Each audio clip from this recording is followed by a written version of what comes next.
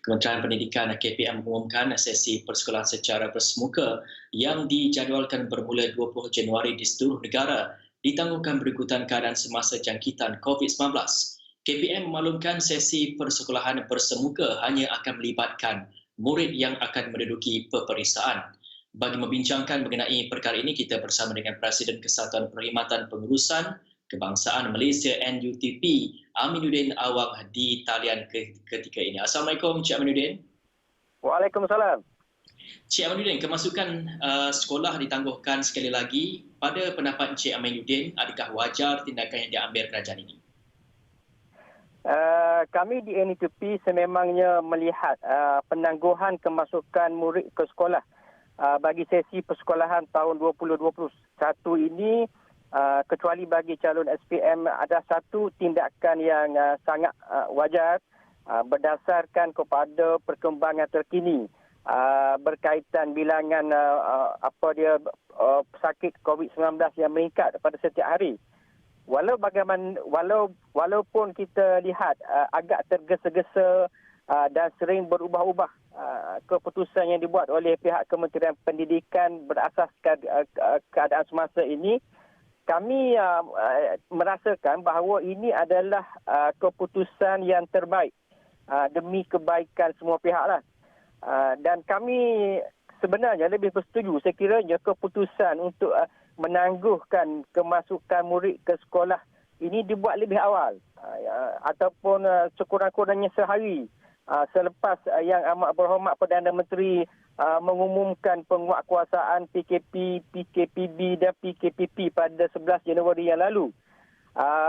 Pengumuman penangguhan kemasukan murid ke sekolah sepatutnya dibuat sebagaimana tarikh yang saya katakan tadi, dan ini bagi mengelakkan berlakunya pergerakan keluar rumah secara besar-besaran bagi urusan persiapan dan juga bagi mengelakkan pergerakan ini dan seterusnya membantu memutuskan rantaian. Walau bagaimanapun kami amat menyokong keputusan penangguhan ini. Cik Aminuddin, bagaimana dengan persediaan guru untuk sekali lagi proses pembelajaran ini akan dilangsungkan secara dalam talian? Kita tahu ketika pandemik COVID-19 ini, dari segi mod pengajian itu bertukar daripada secara bersemuka bertukar kepada online. Bagaimana agaknya adaptasi kepada ini dan persediaan guru itu sendiri? Perjalanan proses pengajaran dan pembelajaran secara dalam talian yang sebagaimana yang dikatakan tadi, bukan sahaja berlaku di negara kita sebagaimana kita semua tahu, tetapi juga berlaku di hampir seluruh dunia akibat COVID-19 ini. Dan kita pun tahu bahawa dalam keadaan COVID-19 yang begitu membimbangkan di negara kita ini, pengajaran dan pembelajaran di rumah ataupun sekarang ini pihak kementerian lebih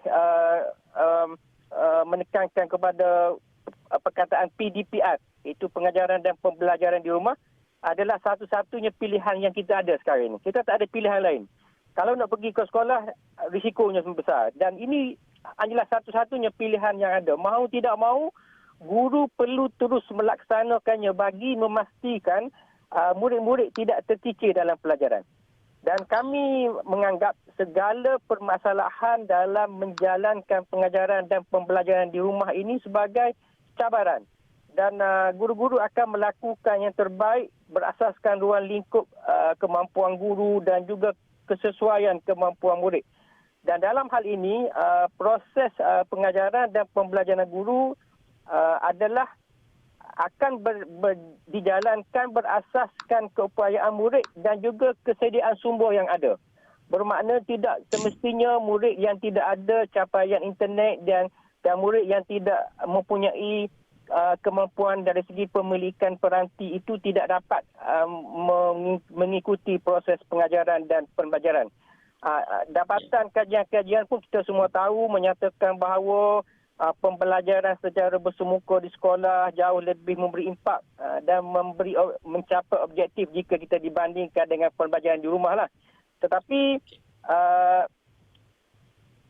pihak Kementerian Pendidikan juga telah mengeluarkan pelbagai panduan kepada guru-guru bagaimana untuk mereka menguruskan pengajaran dan pembelajaran di rumah ini. Ada juga sedikit kekangan yang mungkin timbul terutamanya kepada guru-guru di sekolah rendah. Terutamanya bagi guru-guru yang akan mengajar murid-murid tahun 1 yang akan mula memasuki tahun 1 pada tahun ini. Mereka belum kenal lagi murid tahun 1 itu, tetapi mereka perlu juga menjalankan proses pengajaran dan pembelajaran di rumah ini. Itu ada sedikit masalah. Encik Aminuddin, kita ada masa dalam 1 minit saja lagi. Ringkas, adakah wajar ada yang mencadangkan terdapat keperluan untuk pelajar dan guru menjalani ujian saringan COVID-19 terlebih dahulu sebelum sesi persekolahan dimulakan? Apa pandangan daripada NUTP sendiri? Sebagaimana kita tahu bahawa peperiksaan SPM hanya akan bermula pada 22 Februari nanti, termasuk juga SVM dan STAM. Jadi tempoh masa yang ada ini kita rasa adalah lebih baik digunakan untuk kita guru-guru dan murid-murid memfokuskan kepada peperiksaan yang akan mereka hadapi, dan berkaitan dengan aspek swab test itu saya rasa lebih baiklah kita ikut saja kepada peraturan-peraturan pihak Kementerian Kesihatan yang telah sedia ada sebelum ini, iaitu swab test hanya perlu dilakukan hanya kepada mereka yang bergejala dan hanya kepada mereka yang ada kontak rapat kepada pesakit COVID-19. Saya rasa dalam isu ini tak timbul isu. Saya rasa kita patuhi sahaja apa yang telah diputuskan oleh pihak Kementerian Pendidikan, dan guru dan murid boleh terus memfokus dalam masa sebulan ini untuk kepada peperiksaan SPM.